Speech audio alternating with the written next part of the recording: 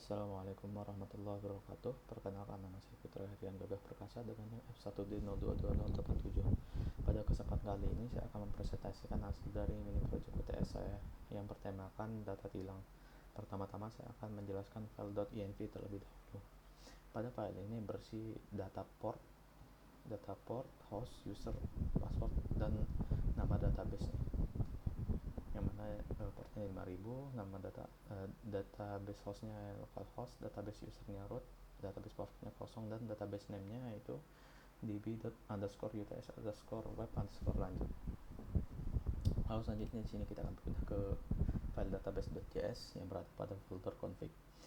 File ini menggunakan MySQL 2 dan mengambil data dari file.env sebelumnya. Lalu setelah itu di file ini dibuat connection pool untuk database-nya seperti berikut.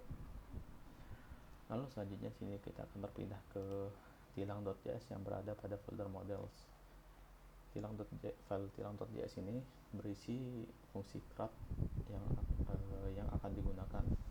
Yang pertama sini ada getAll yang menggunakan query berikut untuk mengambil semua data dari database. Lalu ada getById yang menggunakan query berikut untuk mengambil semua data sesuai ID yang dimasukkan, sesuai ID-nya. Lalu selanjutnya ada create yang menggunakan query berikut untuk menambahkan data baru ke dalam database. Lalu di sini ada update yang mengupdate data yang sudah ada dalam database menggunakan query berikut. Lalu selanjutnya sini kita akan berpindah ke tilang controller.js yang berada pada file controllers. File ini berguna untuk merespon dari inputannya user. Yang pertama ada getAll tilang, yang mana getAll tilang ini akan memanggil method getAll dan akan menampilkan semua data tilangnya.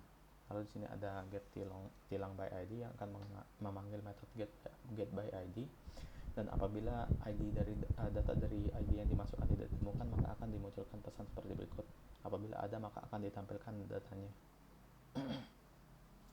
Lalu selanjutnya di sini ada create tilang, yang mana apabila user akan membuat data baru akan dipanggil method create, dan apabila data berhasil dibuat akan dimunculkan pesan seperti berikut, dan data yang baru dibuat itu akan ditampilkan. Lalu selanjutnya di sini ada update tilang, yang mana ketika user ingin mengupdate sebuah data dan ID datanya tidak ditemukan, maka akan muncul pesan seperti berikut, dan apabila datanya berhasil diupdate akan dimunculkan pesan seperti berikut, dan data yang baru diupdate akan ditampilkan. Lalu selanjutnya di sini kita akan berpindah ke folder middlebar. Yang pertama ada logger.js, yang mana file ini berfungsi untuk mencatat metode dan URL ke dalam konsol. Lalu selanjutnya di sini ada validator, yang mana file ini berfungsi untuk memastikan setiap parameternya tidak kosong atau diisi dengan benar. Dan apabila terjadi error, maka akan terjadi error pada penginputannya, maka akan muncul pesan error berikut, status error 400. Lalu selanjutnya di sini ada error handler.js, yang mana file ini berfungsi untuk mengatasi error yang terjadi pada servernya. Jika terjadi error pada server, maka akan muncul pesan seperti berikut. Lalu selanjutnya ini ada tilang root.js yang berada pada folder roots. Dia ini berfungsi untuk penggunaan fungsi CRUD yang sebelumnya sudah kita buat pada postman-nya. Yang pertama sini ada get dengan path-nya seperti berikut, menggunakan tilang control dan getAll tilang. Lalu di sini ada getById dengan path seperti berikut, menggunakan metode tilang control dan getTilang by ID. Lalu saja sini ada post yang menggunakan path seperti berikut, dan metode-metodenya seperti ini, dan put sama seperti post, cuman bedanya ada di ujungnya, dia menggunakan update tilang. Lalu terakhir di sini ada file app.js, yang mana file ini menggabungkan semua kodingan sebelumnya menjadi satu dan dijalankan dalam localhost, dan apabila sudah berjalan maka akan ditampilkan pesan seperti berikut dengan portnya menyesuaikan dengan file env yang sebelumnya. Lalu selanjutnya di sini saya akan menambahkan fungsi CRUD delete. Pertama di sini saya akan berpindah ke file tilang.js-nya untuk membuat metode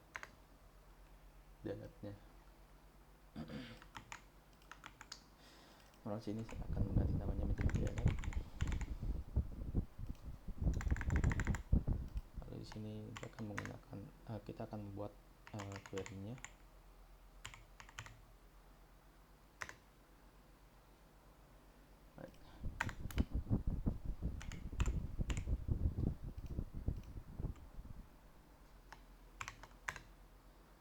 Dan query-nya seperti berikut.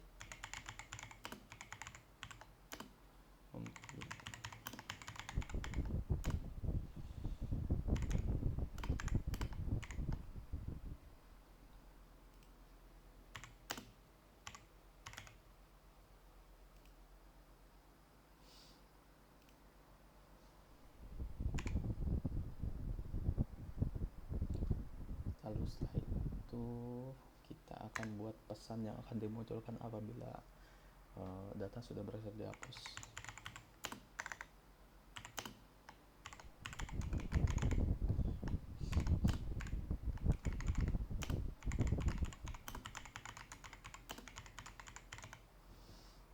Oke. Setelah itu kita akan berpindah ke file tilang controller.js-nya. Lalu kita akan membuat metode yang akan merespon apabila user ingin menghapus sebuah data. Jadi kita akan ganti menjadi dialog. Setelah itu di sini kita akan menggunakan try dengan catch errornya, error mengatasi apabila terjadi error. Lalu setelah itu di sini kita akan quotes ID-nya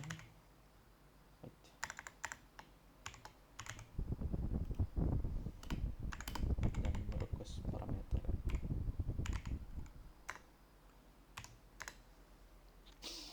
Lalu setelah itu kita akan memanggil fungsi delete-nya sebelumnya.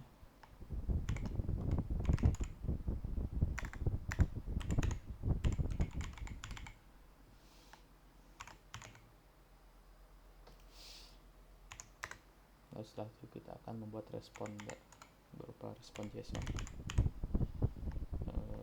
pesan yang sama seperti sebelumnya.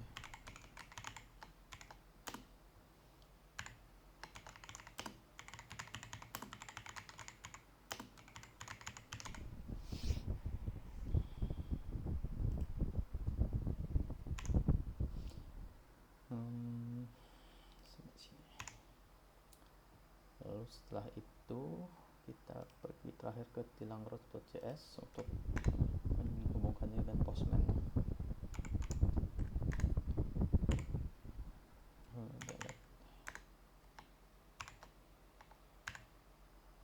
Sini kita akan buat sama seperti put, yaitu menggunakan ID.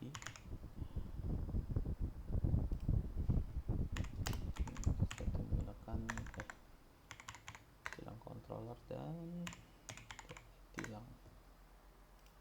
Oke, sudah bisa.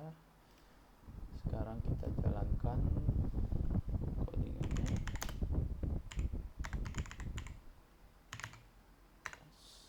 Oke, sudah berjalan. Sekarang kita pergi ke Postman. Sini pertama kita akan melakukan post dengan data seperti berikut. Nah, datanya sudah berhasil ditambahkan. Ini buat serah pesannya dengan ID, nomor polisi, nama pelanggaran, jenis pelanggaran, denda, dan tanggal tilangnya. Lalu selanjutnya sini kita akan coba menggunakan put dengan ID 8, dan di sini kita akan ganti menjadi 01.